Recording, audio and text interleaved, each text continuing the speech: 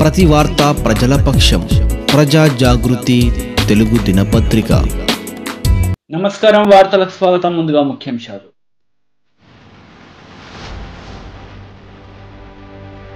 IT శాఖ మంత్రి కేటీఆర్ చేతుల మీదుగా స్వచ్ఛ ఆటోలు ప్రారంభోత్సవ కార్యక్రమం.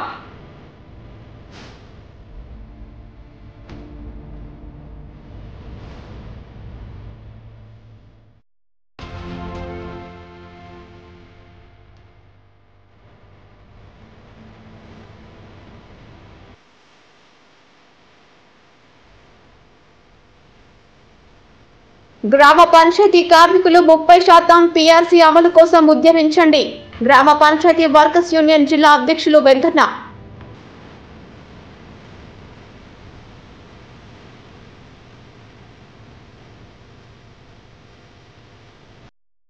రాష్ట్ర మంత్రివారిలో తలసాని శ్రీనివాస్ యాదవ్, సనత్ నగర్ కార్పొరేటర్ కొలను లక్ష్మీ బాలరెడ్డి ఆధ్వర్యంలో 1350 స్వచ్ఛ ఆటోస్ జీహెచ్ఎంసీ వర్కర్స్ కు ముఖ్య అతిథిగా విచ్చేసిన తెలంగాణ ఐటీ శాఖ మంత్రి కల్వకుంట్ల తారక రామారావు చేతుల మీదుగా ప్రారంభోత్సవ కార్యక్రమం జరిగింది. సిటీ రిపోర్టర్ ప్రతాప్ రాజు ఇచ్చిన సమాచారం మేరకు రాష్ట్ర మంత్రివారిలో తలసాని శ్రీనివాస్ యాదవ్, కార్పొరేటర్ కొలను లక్ష్మీ బాలరెడ్డి ఆధ్వర్యంలో సనత్ నగర్ వెల్ఫేర్ గ్రౌండ్లో 1350 స్వచ్ఛ ఆటోలను తెలంగాణ ఐటీ శాఖ మంత్రి కల్వకుంట్ల తారక రామారావు ముఖ్య అతిథిగా విచ్చేసి స్వచ్ఛ ఆటోలను ప్రారంభించారు. దేశంలోనే అన్ని రాష్ట్రాల కంటే హైదరాబాద్ మహానగరం స్వచ్ఛ భారత్లో ముందుందని, కార్మికులకు గౌరవ వేతనం ఇస్తున్నాం, ఇంటింటికి తిరిగి చెత్త సేకరణ జరుగుతుందని, నగరంలో 5730 స్వచ్ఛ ఆటోలు ఉన్నాయని, చెత్త నుంచి విద్యుత్ తయారు చేసి ప్లాంట్లను ప్రారంభించాం. హైదరాబాద్ గ్రీన్ సిటీగా మార్చేందుకు ప్రజలంతా కృషి చేయాలని కేటీఆర్ పిలుపునిచ్చారు. రాష్ట్ర మంత్రివర్యులు, స్థానిక శాసనసభ్యులు, హైదరాబాద్ లో ఇక్కడ ఏ అభివృద్ధి కార్యక్రమమైనా, సంక్షేమ కార్యక్రమమైనా తాను ముందుంటూ నడిపిస్తూ మరి నగరాన్ని అభివృద్ధి బాటలో ముందుకు తీసుకెళ్తున్న గౌరవ మంత్రివర్యులు పెద్దలు ఉన్న తలసాని శ్రీనివాస్ యాదవ్ గారు, గౌరవనీయులు డిప్యూటీ మేయర్ శ్రీమతి శ్రీలత శోభన్ రెడ్డి గారు, గౌరవనీయులు స్థానిక కార్పొరేటర్ గారు మన కొలను లక్ష్మీ బాలరెడ్డి గారు, గౌరవనీయులు పెద్దపల్లి పార్లమెంట్ సభ్యులు అన్న వెంకటేష్ నేతా గారు, గౌరవ జీహెచ్ఎంసీ కమిషనర్ గారు లోకేష్ గారు, స్థానిక జోనల్ కమిషనర్ రవికిరణ్ గారు, ఈ కార్యక్రమంలో పాల్పంచుకుంటున్న ఇతర మన బేగంపేట కార్పొరేటర్ గారు మహేశ్వరి గారు, కార్యక్రమంలో పాల్పంచుకుంటున్న స్థానిక మున్సిపల్ శాఖ అధికారులు, గౌరవనీయులైన ప్రజాప్రతినిధులు, స్వచ్ఛ ఆటో డ్రైవర్లు, స్వచ్ఛ ఆటో యజమానులు, పేరు పేరున అందరికీ హృదయపూర్వకంగా నమస్కారం. కొంత కాలంగా హైదరాబాద్ మహానగరంలో గౌరవ ముఖ్యమంత్రి కేసీఆర్ గారి నేతృత్వంలో స్వచ్ఛ హైదరాబాద్ కార్యక్రమం ప్రారంభమైనప్పుడు మీ అందరికి గుర్తుండాలి, 2500 ఆటో టిప్పర్లు ఏకకాలంలో ఆనాడు నగరం మొత్తం ప్రవేశపెట్టి స్వయంగా ముఖ్యమంత్రి గారే స్వచ్ఛ హైదరాబాద్ కార్యక్రమంలో స్వచ్ఛ తెలంగాణలో భాగంగా పాల్గొని చాలా పెద్ద ఎత్తున నగరాన్ని పరిశుభ్రం చేయడానికి, నగరాన్ని పరిశుభ్రంగా ఉంచడానికి, ప్రజల భాగస్వామ్యంతో ముందుకు పోవడానికి వాహనాలను ఆనాడు విడుదల చేయడం జరిగింది.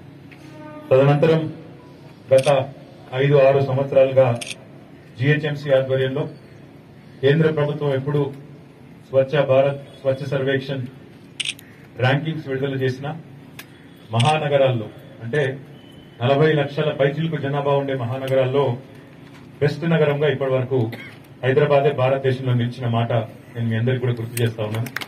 దానికి శ్రమ పడుతూ, దానికి ఉదయం 3 గంటల నుంచి 4 గంటల నుంచి శ్రమ పడుతూ ఎక్కడికక్కడ నగరాన్ని పరిశుభ్రంగా ఉంచడానికి పరిశ్రమిస్తున్న మా నగర మున్సిపల్ సిబ్బంది, శానిటేషన్ వర్కర్స్ కావచ్చు, మన స్వచ్ఛ ఆటో డ్రైవర్లు కావచ్చు, ఇతర వాహన చెత్త నుంచి విద్యుత్ ఉత్పత్తి చేసే అతి పెద్ద విద్యుత్ ప్లాంట్ ను కూడా జీహెచ్ఎంసీ ఆధ్వర్యంలో జవహర్ నగర్ లో ఒక 20 మెగావాట్ల ప్లాంట్ ను కూడా ఇప్పటికే ప్రారంభించుకున్నాం. మరొక 28 మెగావాట్ల ప్లాంట్ కూడా మొన్ననే ministry of environment and forest అనుమతులు కూడా వచ్చింది. ఆ పని కూడా ప్రారంభమైతే 48 మెగావాట్లకు మరి ఈ చెత్త నుంచి విద్యుత్ ఉత్పత్తి చేసే అతిపెద్ద విద్యుత్ ఉత్పత్తి ప్లాంట్ కూడా హైదరాబాద్ నగరానికి సంబంధించి ఉంటుందని చెప్పి కూడా నేను మీకు విజ్ఞప్తి చేస్తా ఉన్నా. ఈ రోజు ప్రవేశపెట్టిన ఈ 1350 ఆటోలతో మరింత మెరుగ్గా నగరంలోని అన్ని మూలలకి, పాత బస్తీ కావచ్చు, కొత్త నగరం కావచ్చు, అన్ని మూలలకు కూడా మరింత మెరుగైన పారిశుద్ధ్యాన్ని, మరింత సాఫ్ గా హైదరాబాద్ ఉంచేదానికి ఒక మంచి అవకాశం కూడా లభిస్తుంది. నేను ఈ సందర్భంగా జిహెచ్ఎంసీకి నేను ఒకటే విజ్ఞప్తి చేస్తా ఉన్నా, ముఖ్యంగా కమిషనర్ గారికి, గౌరవ డిప్యూటీ మేయర్ గారికి, ఇంకా ఇతర కార్పొరేటర్లకి, మీరు ఎంత విస్తృతంగా మీరు పర్యటించినట్టయితే ప్రతిరోజు ఉదయం ఎంత ఎఫిషియెంట్ గా మీరు కలెక్షన్ చేసినట్టయితే నగరం అంత బాగుంటుంది. మన స్వచ్ఛ సర్వేక్షణ లో కూడా మొన్న కూడా బెస్ట్ సిటీగా మనకు వచ్చింది అవార్డు. ఇంకా కూడా మెరుగ్గా వచ్చే సంవత్సరం ఫలితాలు సాధించాలని, తప్పకుండా సాధిస్తారని, ముఖ్యమంత్రి గారి ఆశయమైన స్వచ్ఛ హైదరాబాద్, స్వచ్ఛ తెలంగాణని పరిపూర్ణం చేసి మీరందరూ కూడా అందులో భాగస్వాములై విజయవంతం ఈ కార్యక్రమాన్ని చేస్తారని చెప్పి కూడా మనస్ఫూర్తిగా ఆకాంక్షిస్తూ మళ్ళొక్కసారి జిహెచ్ఎంసీ సిబ్బంది, ముఖ్యంగా శానిటేషన్ వర్కర్స్ ఎవరైతే ఉదయం 4-5 గంటలకే మరి బయలుదేరి నగరాన్ని పరిశుభ్రంగా ఉంచడానికి కష్టపడుతున్నారో వాళ్ళందరికీ చేతులెత్తి మళ్ళొకసారి హృదయపూర్వకంగా నమస్కరిస్తూ శుభాకాంక్షలు, ధన్యవాదాలు. జై తెలంగాణ. అనంతరం రాష్ట్ర మంత్రి తలసాని శ్రీనివాస్ యాదవ్ మాట్లాడుతూ స్వచ్ఛ ఆటో అనే కాన్సెప్ట్ మన హైదరాబాద్లో మొదలైందని, ఇంటింటికి వెళ్లి సేకరిస్తూ పారిశుద్ధ కార్మికులు ఎంతో కృషి చేస్తున్నారని, వారికి ప్రజలందరూ సహకరించాలని కోరారు. ఈరోజు హైదరాబాద్ ఇంత సుందరంగా ఉందంటే దానికి కారణం ముఖ్యమంత్రి కల్వకుంట్ల చంద్రశేఖరరావు మరియు ఐటీ శాఖ మంత్రి కల్వకుంట్ల తారక రామారావు అని చెప్పుకొచ్చారు. ఈ కార్యక్రమంలో హోంమంత్రి మహమూద్ అలీ, పెద్దపల్లి శాసనసభ్యులు Venkatesh Netha, mayor Vijayalakshmi, deputy mayor Srilatha, GHMC commissioner Lokesh, zonal commissioner Ravikiran, deputy commissioner Vamsikrishna, Begumpet corporator Maheshwari తదితరులు పాల్గొన్నారు.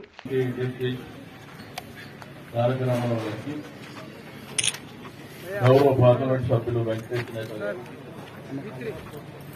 డిప్యూటీ మేయర్ శ్రీమతి శ్రీలత రెడ్డి గారు, స్థానిక కార్పొరేటర్ లక్ష్మీపాల్ రెడ్డి గారికి, బేగంపేట్ కార్పొరేటర్ మహేశ్వరి గారు, కమిషనర్ జేహెచ్ఎంసీ లోకేష్ గారికి, అదేవిధంగా అడిషనల్ కమిషనర్ సంతోష్ గారు, జోనల్ కమిషనర్ రవికిరణ్ గారికి, డీసీఎం వంశీ, భార్గవ్, శేష్ కుమార్ గారు, అదేవిధంగా ఈ కార్యక్రమంలో భాగస్వామ్యం అయినటువంటి సోదరులకు అందరికీ నమస్కారాలు. ఈరోజు స్వచ్ఛ ఆటో మరి గౌరవ ముఖ్యమంత్రి గారు ఆ రోజు స్వచ్ఛ హైదరాబాద్ కార్యక్రమంలో భాగంగా ఈ కార్యక్రమాన్ని ఇనిషియేట్ చేసినప్పుడు మన మున్సిపల్ శాఖ మంత్రులు అన్న తారక రామారావు గారు ఇది ఎట్టి పరిస్థితుల్లో ఉండాలి, మన గ్రేటర్ హైదరాబాద్ పరిధిలో ఈ తడి చెత్త, పొడి చెత్త మరి దీనికి ఒక మార్గం చూపించాలనేటువంటి మంచి సంకల్పంతో ఈ స్వచ్ఛ ఆటోస్ అనేది స్టార్ట్ చేసుకోవడం, మరి ఈరోజు ఈ కార్యక్రమాన్ని మళ్ళీ రెండో విడతగా 1350 ఆటోస్ ని ఈ రోజు లాంఛనంగా ప్రారంభించడానికి ముఖ్య అతిథిగా వారు వెంచేయడం జరిగింది. వారిని ఈ సందర్భంగా మిమ్మల్ని ఉద్దేశించి మాట్లాడవలసిందిగా కోరుతాం. రాష్ట్ర ప్రభుత్వం ప్రకటించిన 30% పీఆర్సీని గ్రామ పంచాయతీ కార్మికులకు వెంటనే అమలు చేయాలని ఈరోజు డిచ్పల్లి ఎంపీడీఓ కార్యాలయం ముందు ధర్నా నిర్వహించి వినతి పత్రం అందజేశారు. రాష్ట్ర ప్రభుత్వం ప్రకటించిన 30% పీఆర్సీని గ్రామ పంచాయతీ కార్మికులకు వెంటనే అమలు చేయాలని ఈరోజు డిచ్పల్లి ఎంపీడీఓ కార్యాలయం ముందు ధర్నా నిర్వహించి వినతి పత్రం ఇవ్వడం జరిగింది. తెలంగాణ ప్రగతిశీల గ్రామ పంచాయతీ వర్కర్స్ యూనియన్ ఐఎఫ్టియు జిల్లా అధ్యక్షులు వెంకట్ మాట్లాడుతూ కార్మికులు గ్రామాలను పరిశుభ్రంగా ఉంచడంలో క్రియాశీల పాత్ర పోషిస్తున్నారు. పారిశుద్ధ్య కార్మికులకు తగిన వసతులు కల్పించాలని డిమాండ్ చేశారు. గ్రామ పంచాయతీ వర్కర్స్ కి 10 లక్షల బీమా పథకం అమలు, సామాజిక చట్టాలైన పీఎఫ్, ఈఎస్ఐ అమలు చేయాలని కోరారు. సమాన పనికి సమాన వేతనం సుప్రీంకోర్టు తీర్పును అమలు చేయడంలో ప్రభుత్వాలు విఫలమయ్యాయని అన్నారు. కనీస వేతనంగా 19,500 ఇవ్వాలని డిమాండ్ చేశారు. గ్రామ పంచాయతీ కార్మికులు మరణిస్తే మట్టి ఖర్చుల కింద 30,000 రూపాయలు చెల్లించాలని అన్నారు. పోరాడటం వల్లనే 8,500 వేతనం సాధించారన్నారు. 19,500 రూపాయలను, కనీస వేతనం 19,500 రూపాయలను, కార్మికుల ఐక్యత, గ్రామ పంచాయతీ కార్మికుల ఐక్యత, ఇన్సూరెన్స్ గా 5 లక్షలను, ఇన్సూరెన్స్ గా 5 లక్షలను, ఇన్సూరెన్స్ గా 5 లక్షలను, కార్మికుల ఐక్యత, మల్టీపర్పస్ విధానాన్ని, మల్టీపర్పస్ విధానాన్ని, మల్టీపర్పస్ విధానాన్ని, కార్మికులందరికీ పిఎఫ్ ఈఎస్ఐని, ఈ పిఎఫ్ కార్మికుల ఐక్యత. ఇవాళ తెలంగాణ ప్రగతిశీల గ్రామ పంచాయతీ వర్కర్స్ యూనియన్ రాష్ట్ర కమిటీ పిలుపు మేరకు డిస్పెల్లి మండలంలో కార్మికుల సమస్యల మీద ధర్నాలు చేస్తున్నాం. ప్రధానంగా గ్రామ పంచాయతీలో పనిచేసే కార్మికులు గత 30-40 సంవత్సరాలుగా పనిచేస్తున్నారు. కనీస వేతనాలు ఇవాళ అమలు చేస్తలేరు. ఇవాళ కనీస వేతనంగా ప్రభుత్వమే ప్రకటించిన 19,500 రూపాయలను వెంటనే అమలు చేయాలని ఈ సర్కారును డిమాండ్ చేస్తున్నాం. అట్లాగే గ్రామ పంచాయతీ కార్మికులకు ఇవాళ బీమా సౌకర్యం లేదు. ఇవాళ బీమా సౌకర్యం లేక చాలామంది చనిపోయి ఉంటారు. కాబట్టి ఇప్పటికైనా ప్రభుత్వం ఆలోచించి కార్మికులందరికీ 5 లక్షల బీమా సౌకర్యాన్ని కల్పించాలని ప్రభుత్వాన్ని డిమాండ్ చేస్తున్నాం. అట్లాగే తెలంగాణ సర్కారు రాకముందు కార్మికులంతా వివిధ కేటగిరీలో పనిచేసే వాళ్ళు పారిశుద్ధ్య కార్మికులుగా, ఎలక్ట్రిక్ కార్మికులుగా, వాటర్ మెన్గా వివిధ రకాలుగా పనిచేసేవారు. ఈ సర్కారు వచ్చిన తర్వాత మల్టీపర్పస్ అని పేరు పెట్టారు. వెంటనే దీన్ని రద్దు చేసి కేటగిరీల వారీగా జీతం ఇవ్వాలని ఈ సర్కారును డిమాండ్ చేస్తున్నాం. అట్లాగే ఎవరైనా వృద్ధాప్యం వలన వెళ్ళిపోతే ఇవాళ రూపాయి ఇచ్చే స్థితి లేదు. కాబట్టి ఎవరైనా వృద్ధాప్యం వలన వెళ్ళిపోతే వాళ్ళందరికీ 10 లక్షల రూపాయల సర్వీస్ రూపాయలు ఇవ్వాలని మేము డిమాండ్ చేస్తున్నాం. అట్లాగే 8 గంటల పనిదినం అమలు చేయాలా. ఈ సమస్యలన్నీ పరిష్కరించాలని సర్కారు విజ్ఞప్తి చేస్తున్నాం. లేనిచో పెద్ద ఎత్తున ఆందోళన కార్యక్రమం చేస్తాను. రాష్ట్ర మంత్రివర్యులు తలసాని శ్రీనివాస్ యాదవ్ సమక్షంలో అమూల్యమైన పుట్టినరోజు శుభాకాంక్షలు అందుకున్నారు Telangana film federation president Karunakar Reddy. City reporter Pratap Raj ఇచ్చిన సమాచారం మేరకు తెలంగాణ రాష్ట్ర మంత్రివర్యులు తలసాని శ్రీనివాస్ యాదవ్, కార్పొరేటర్ కొలను లక్ష్మీ బాలరెడ్డి సమక్షంలో 45వ పుట్టినరోజు ఆశీస్సులు అందుకున్న Telangana film federation president Karunakar Reddy మంత్రి స్వగృహంలో మర్యాదపూర్వకంగా కలిసి జన్మదిన వేడుకలు జరుపుకున్నారు. ఈ కార్యక్రమంలో ప్రవీణ్ రెడ్డి, గుడిక శ్రీనివాస్, సురేందర్ గౌడ్, సురేందర్ సింగ్, సరఫ్ సంతోష్, నరేందర్ రెడ్డి, వెంకట్ రెడ్డి, ఉదయ్ గౌడ్ తదితర టీఆర్ఎస్ పార్టీ నాయకులు పాల్గొన్నారు.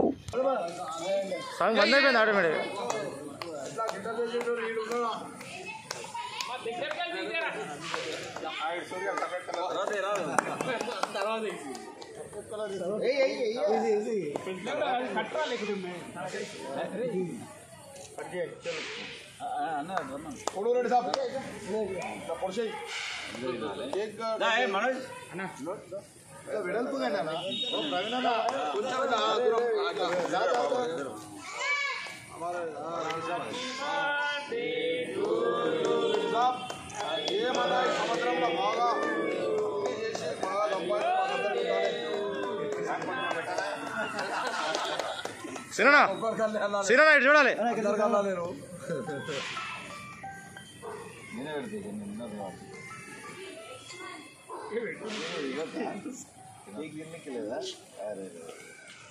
నిషేధాజ్ఞలు. Thank you very much Reddy సాబ్. రోజు ఇట్లా తీపి కబుర్లు చెప్పుకుంటా మంచిగా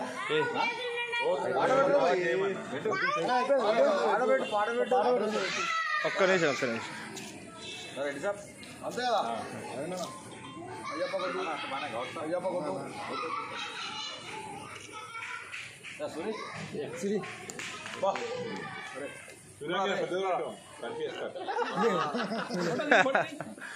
చేయడం పెట్టేదిరా.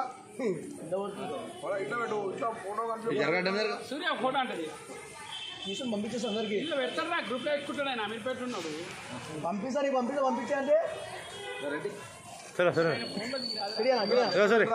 సాబ్ నేను ముక్క పెడుతున్నావు.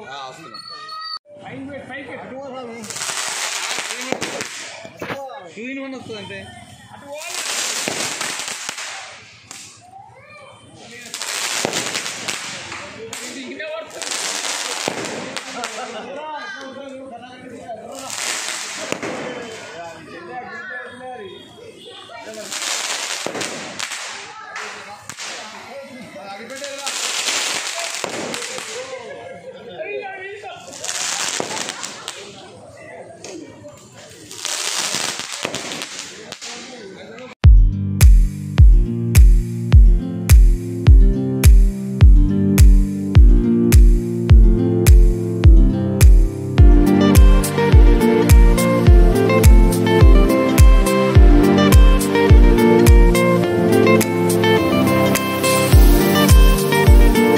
ఆధ్యాత్మిక క్షేత్రమైన పవిత్ర కాశీ నగరాన్ని పునర్జీవింపజేయడానికి ప్రధాని నరేంద్ర మోడీ విశేష కృషి చేస్తున్నారని రాష్ట్ర బీజేపీ నాయకులు సి అంజిరెడ్డి అన్నారు.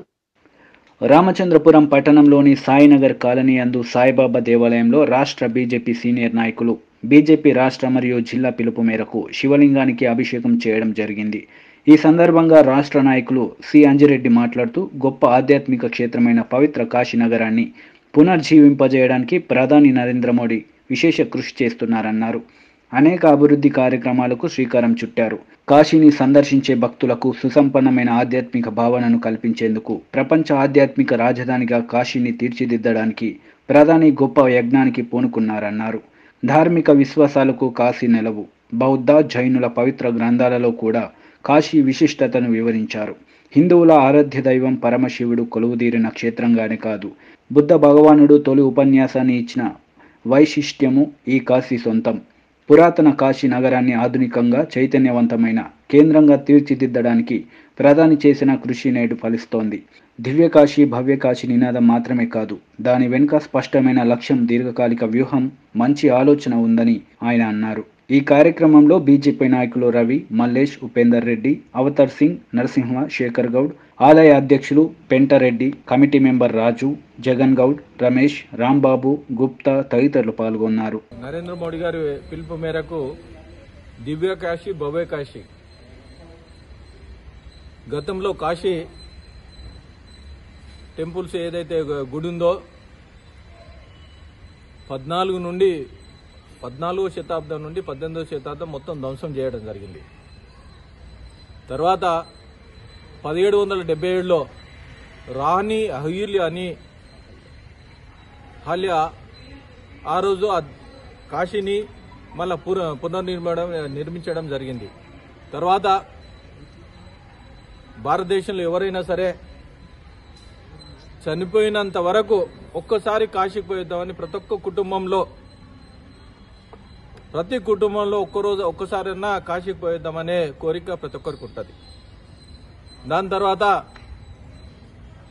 1916లో గాంధీజీ ఏదైతే తన ఎక్స్పర్ట్ బుక్లో ఏమైతే రాసిండో ఈ కాశీని డెవలప్ చేస్తే బాగుంటుందని ఆ బుక్లో కూడా రాయడం జరిగింది. బౌద్ధ జైన్ల బుక్లో ఏదైతే ఉన్నదో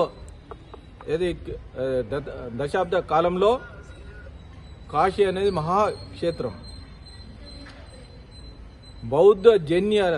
బౌద్ధులది జైనులది దానిలో బుక్లో కూడా వాళ్ళ గ్రంథాల్లో కూడా రాయడం జరిగింది.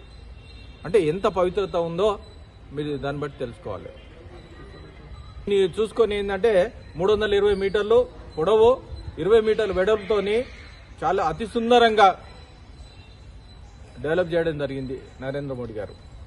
2014లో నరేంద్ర మోడీ గారు ఇక్కడ యాక్చువల్ ఏంటంటే ఇక్కడ వచ్చి నిలబడదామని కూడా లైఫ్లో కూడా ఆయన ఎప్పుడు కోరిక కూడా లేదు. ఎందుకంటే గుజరాత్ ఇడిచిపెట్టి గుజరాత్ నా రాజ్యం నేను గెలుచుకుంటానే ఉద్దేశంతోనే అక్కడ ఉంది. గంగమ్మ తల్లి, శివుడు పిలుచుకోవడంతోనే ఇక్కడ వచ్చి నిలవడం జరిగింది. గత 7 సంవత్సరాల నుండి 330 కోట్లతోని ఏదైతే కాశీని డెవలప్ చేసిరో అతి సుందరంగా హిందువుల దేవాలయం కాశీ. శివుడు ప్రతి ఒక్కరు పొద్దున్న లేస్తే శివుని ఏదైతే మొక్కుతా ఉన్నారో ప్రతి ఒక్క శివుని ప్రతి కుటుంబంలో మొక్కడం జరుగుతుంది. నువ్వు జైన్లో తీసుకున్నా సరే, తర్వాత మిగతా వాళ్ళు తీసుకున్నా సరే, గాంధీజీ రాసిన బుక్లో తీసుకున్నా సరే, ప్రతి బుక్లో ఏంటంటే ఇది అతి సుందరంగా దీన్ని డెవలప్ చేస్తే బాగుంటుందనే ఉద్దేశంతో ఇది కార్యక్రమం ఏ విధంగా అంటే 2014లో నిలబడ్డ తర్వాత 7 సంవత్సరాల లోపల దివ్యకాశీ భవ్యకాశీ ఈరోజు కార్యక్రమం చేస్తున్నా ఉన్నారు. ఆ ఎంతో సుందరంగా అక్కడ తయారైందంటే దానికి 200 మంది దూరదర్శన్ వాళ్ళను అక్కడ పెట్టడం జరిగింది. దీనికి ఏంటంటే ఏదైతే టూరిజం డెవలప్మెంట్ కార్పొరేషన్ తోని బాగా డెవలప్మెంట్ చేసి ప్రతి ఒక్కరు ఉండడానికి సౌకర్యాలు ఉండడానికి ఇంకోటి ఏంటంటే ఎంతైతే టూరిజం డెవలప్ చేసుకుని భక్తిని డెవలప్ చేయడానికి.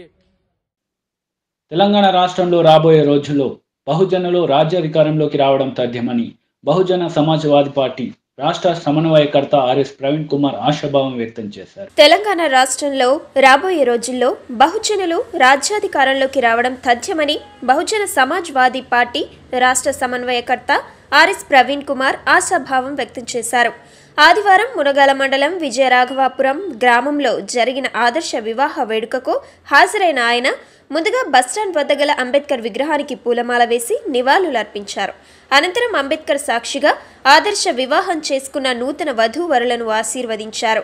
ఆర్ఎస్పీ వస్తున్నారని సమాచారం అందుకున్న మునగాల మండల బీఎస్పీ నాయకులు, కార్యకర్తలు, బహుజన బిడ్డలు 65వ జాతీయ రహదారిపై ఉన్న మొద్దుల చెరువు స్టేజ్ వద్దకు చేరుకొని ఆయనకు ఘనంగా స్వాగతం పలికి మొద్దుల చెరువు స్టేజ్ నుండి విజయరాఘవాపురం వరకు బైక్ ర్యాలీ నిర్వహించారు. ఈ సందర్భంగా ఆర్ఎస్పీ మీడియాతో మాట్లాడుతూ విజయరాఘవాపురం గ్రామానికి చెందిన యువకుడు అంబేద్కర్ సాక్షిగా ఆదర్శ వివాహం చేసుకోవడం అభినందనీయమన్నారు. ప్రతి ఒక్కరూ ఉన్నత చదువులు చదువుకొని జీవితంలో స్థిరపడ్డాక వివాహం చేసుకోవాలని సూచించారు. ముఖ్యంగా దళిత బహుజన బిడ్డలను తల్లిదండ్రులు బాగా చదివించి ప్రయోజకులుగా తీర్చిదిద్దాలని కోరారు. మునగాల మండలంలో బీఎస్పీ నాయకులు, కార్యకర్తలు చాలా ఉత్సాహంగా పనిచేస్తున్నారని, వీరి ఉత్సాహం చూస్తుంటే తెలంగాణ రాష్ట్రంలో బహుజన రాజ్యం స్థాపించడం ఎంతో దూరంలో లేదని ధీమా వ్యక్తం చేశారు. ఈ కార్యక్రమంలో బీఎస్పీ జిల్లా నాయకులు, మండల నాయకులు, కార్యకర్తలు అధిక సంఖ్యలో పాల్గొన్నారు.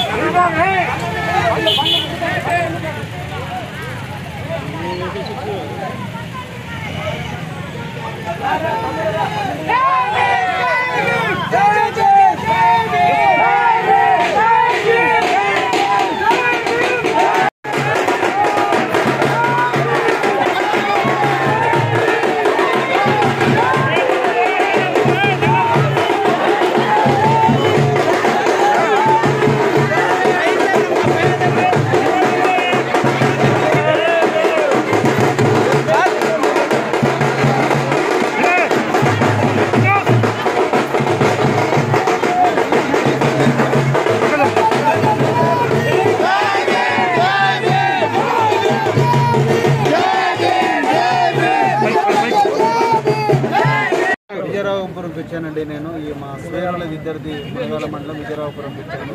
మా స్వేరుల ఆదర్శ వివాహం అనేది చాలా మంచి సాంప్రదాయం. పిల్లలు కూడా బాగా చదువుతున్నారు. అలాగే ఎలాంటి ఇబ్బందులు లేకుండా మరి బాబాసాహెబ్ అంబేద్కర్ గారు సాక్షిగా చేసుకున్నారు. ముఖ్యంగా తల్లిదండ్రులందరికీ నా విజ్ఞప్తి ఏంటంటే పిల్లలు పెద్దగా ఎదిగిన మంచిగా చదువుకొని పెద్ద ఎత్తుకు పోయిన తర్వాత పెళ్లి గురించి ఆలోచిస్తే బాగుంటుంది. అంతే తప్ప చిన్నతనంలోనే పెళ్లిళ్ళు చేయడం వల్ల చాలా బాగుంటుంది.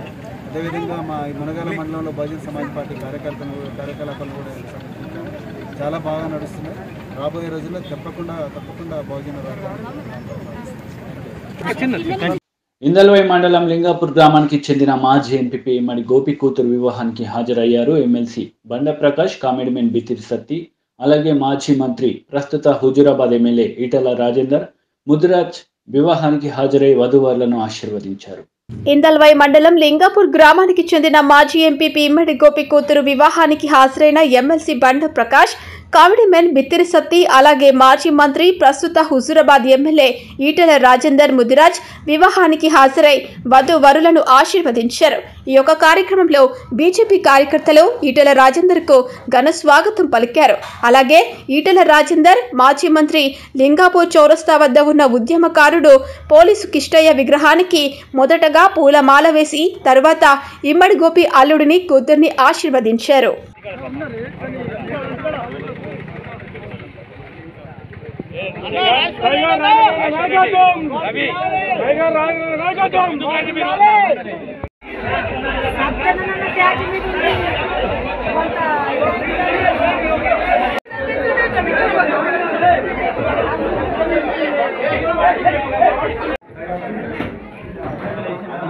అన్నా ఉన్నాడు దగ్గర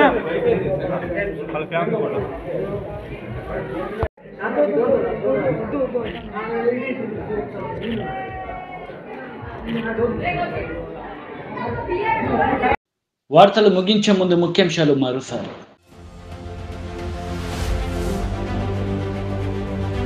ఐటీ శాఖ మంత్రి కేటీఆర్ చేతుల మీదుగా స్వచ్ఛ ఆటోలు ప్రారంభోత్సవ కార్యక్రమం.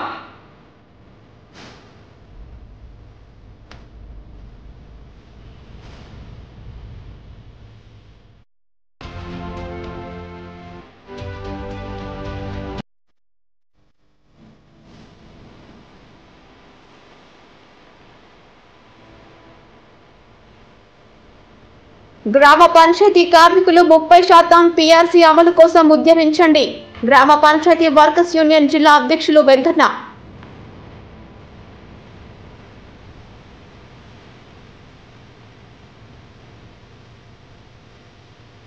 ఈ వార్తలు ఇంతటితో సమాప్తం. తిరిగి ప్రసారమయ్యే వార్తల్లో మళ్ళీ కలుద్దాం. అంతవరకు సెలవు. నమస్తే.